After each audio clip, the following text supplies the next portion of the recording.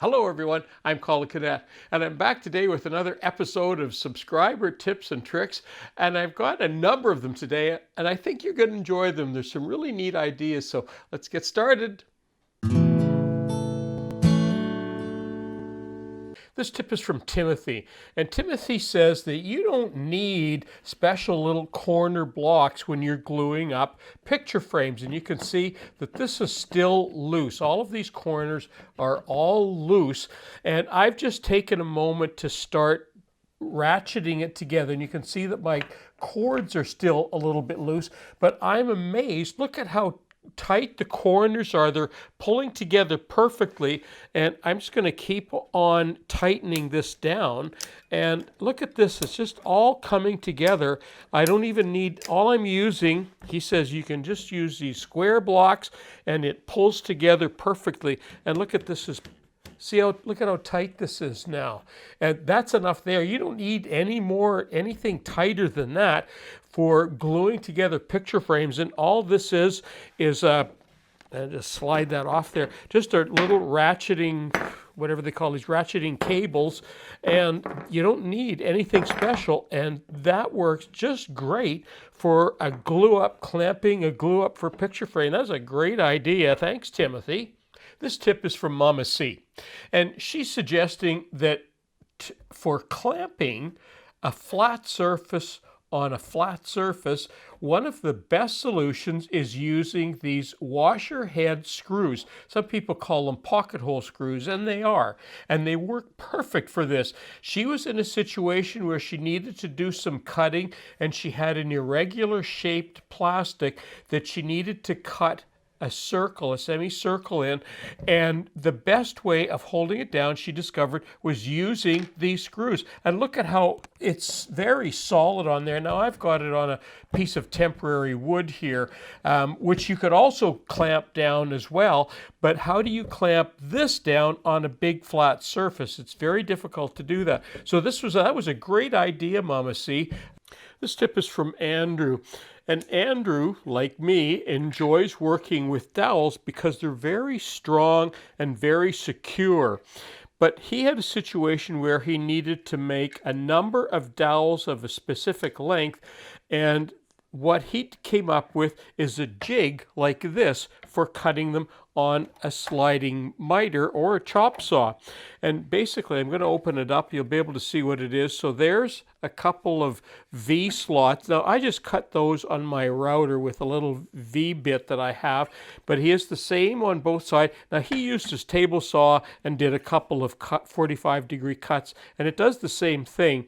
But what happens is when you put that together, and of course, in the end, there's a hinge in the end.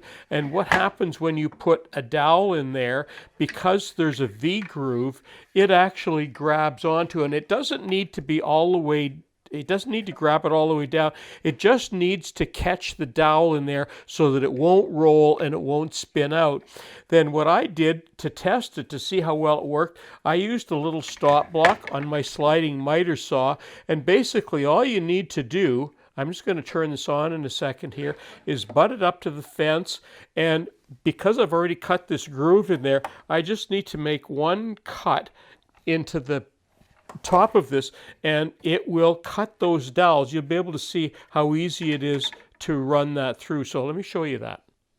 Okay, you can see my dowel material sticking out on this side, and there's the end of it. And now all I need to do is make one quick little cut, push that dowel out, and set the other one. And I'm ready to just start making as many dowels, all the perfect length. That was a great tip, Andrew. This next tip is from Gerald. And Gerald is talking about a stop for his table saw sled. Now I'm going to do a close-up on this so you can see this better. Now, when I'm making multiple cuts of something, all of them need to be identical. What I do is I just grab a piece of wood that I know is 90 degrees, and I set it up wherever it is that I want it, in this case, something like that, and then I just clamp it. all I need to do then is to run my wood through and cut them one at a time. Now the problem with that is that almost always I get a little bit of sawdust built up in there, and I usually have to end up getting a pencil or something in there to clean the dust out, because if you don't, then you start getting a bit of a gap in there and your cuts are not exactly the same.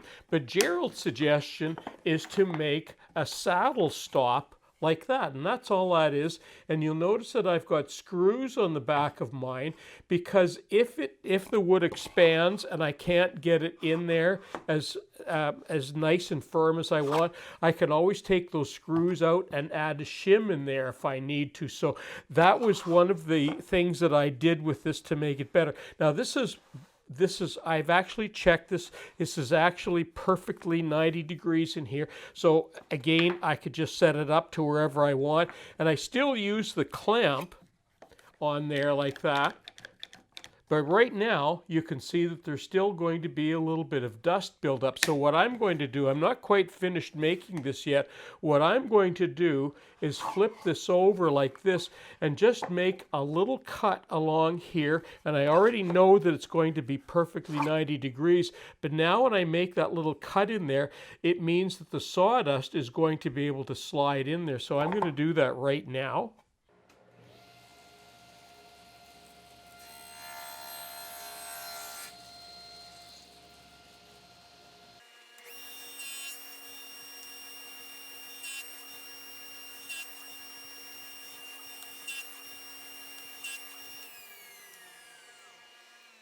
There's my pieces there. They're all exactly the same thickness because there's no sawdust buildup. It looks like the blade is actually blowing the sawdust through, so there's no buildup there, and you get every cut is perfectly the same. So that's a nice little saddle stop. A great idea. Thanks, Gerald.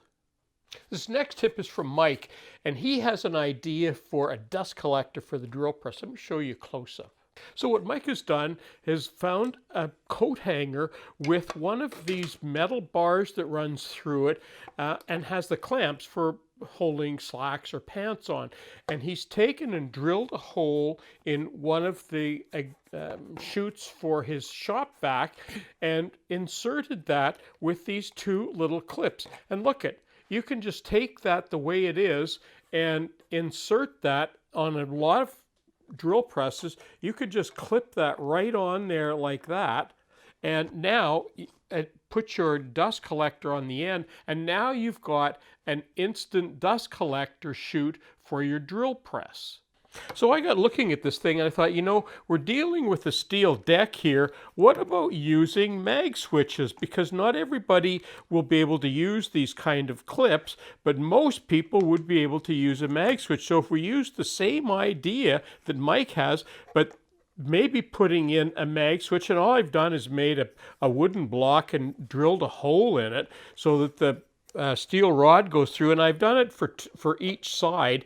And look at that, when you put that on there, and you can move this around to, you know, whatever fits your drill press or your table, move it up or down, back or forth. But look at what's really neat with this is if your steel rod is long enough, you could actually even attach it to the column if there's something that you wanted to get close into, and maybe there's a longer block here, and attach it. You know, lots of neat ideas that you could do using mag switches. So you could use the clips, you could use the mag switches, you could use both of them. The whole thing is just a great idea, and because it's a steel rod running through a dust collector or a shop vac port like that, you're not going to collect anything in there. It's just going to go right through. So that was a great idea, Mike. Thanks for that.